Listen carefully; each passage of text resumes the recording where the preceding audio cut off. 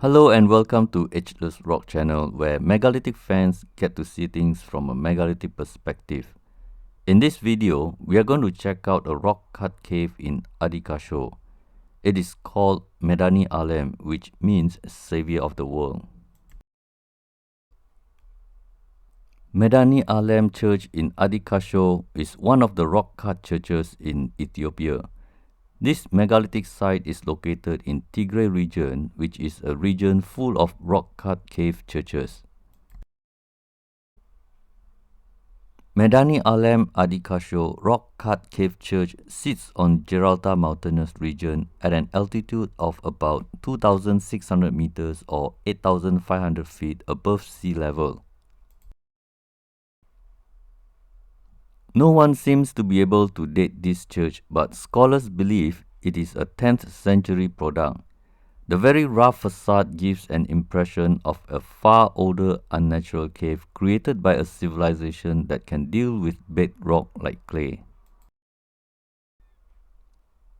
At first glance, I can see that the cave church has 5 oversized windows.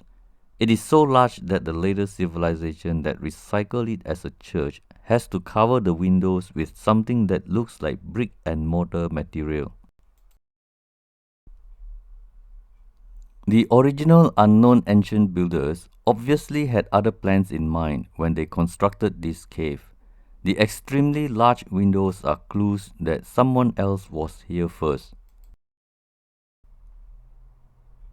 I can see with my megalithic lens that when ancient Ethiopians first discovered this site, it would have been just 5 big windows with a facade that seems to have 3 pillars.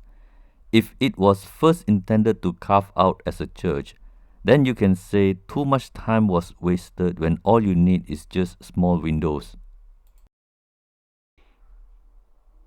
With a little bit of imagination, I can see that the bedrock would have been like this before windows were made. Just take a look at the contrast of what is needed versus what the original size was. No one is talking about why modification was done to the window size because it is not nice to say that the ancient Ethiopians made a mistake. For all the hard work done, later civilization worked hard covering it and painted it white. But there is another clue hidden in plain sight. Before any work began, the entire front seemed to be just a cliff. Then, a nice straight horizontal line marked a machine went through the bedrock easily and neatly prior to any work done. Then, it seems like a big and powerful machine raked the cliff and created diagonal striations. I will not be surprised if there was once a legend that says angels built this in one night. Big and mighty machines beyond our imagination cut through a bedrock cliff is common at megalithic sites. You can see that clearly in Longmen grottos in China. This is a tool mark the ancient and unknown megalithic builders left us. These striations are often mistaken as sedimentary bedrock that was pushed up at one end and therefore slopes at an angle. On the side of this rock-cut cave church, there is a small entrance on the right side. It is so small you have to bend to enter. If this was done intentionally as a point of entry or exit, then you can say it was a mistake or unfinished.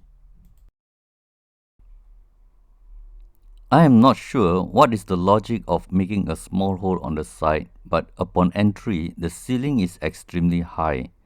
We most certainly recycle this cave with modifications and new rules such as entry is separated based on gender.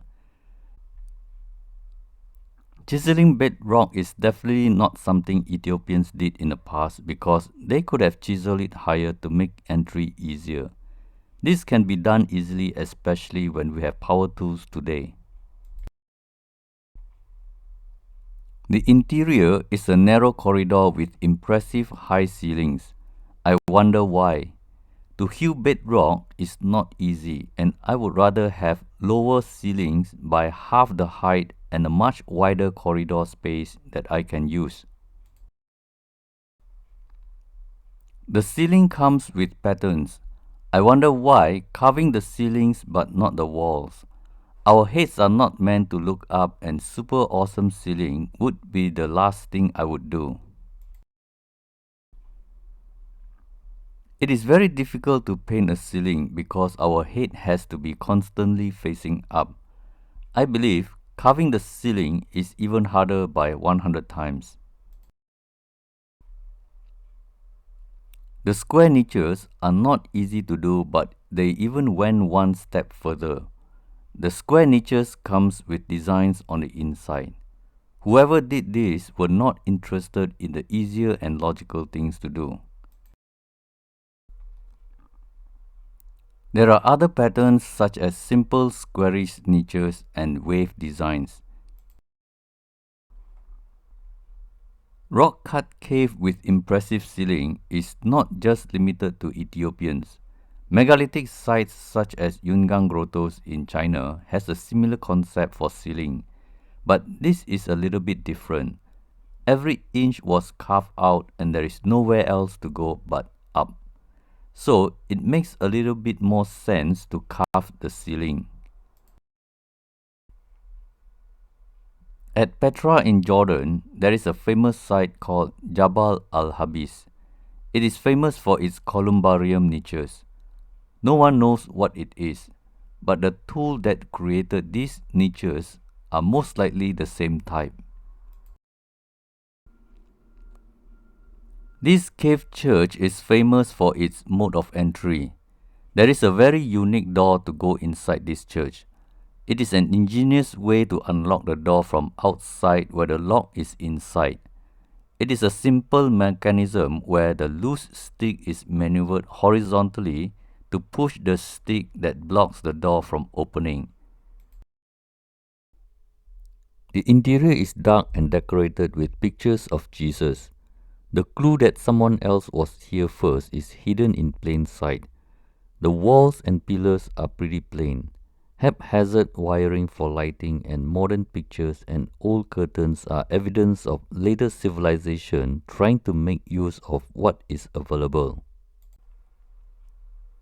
There is no reason for such an enormous undertaking that used so much manpower, but no one is talking about carving biblical stories on the wall. Overall, I think this site is pretty obvious that it was recycled by later civilization and modification was necessary to make it useful. That would explain why we do not know when this church was built. Further to the right, there is another rectangular hole. It has a recessed perimeter that makes the entry looks like a frame. That is something for you to find out in your next vacation.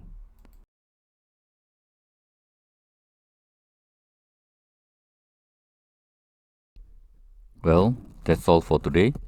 I hope you enjoyed this short presentation on Medhane Alem Kasho Church. See you in the next video and have a wonderful day. This is Berniong signing out. Melkam Willow.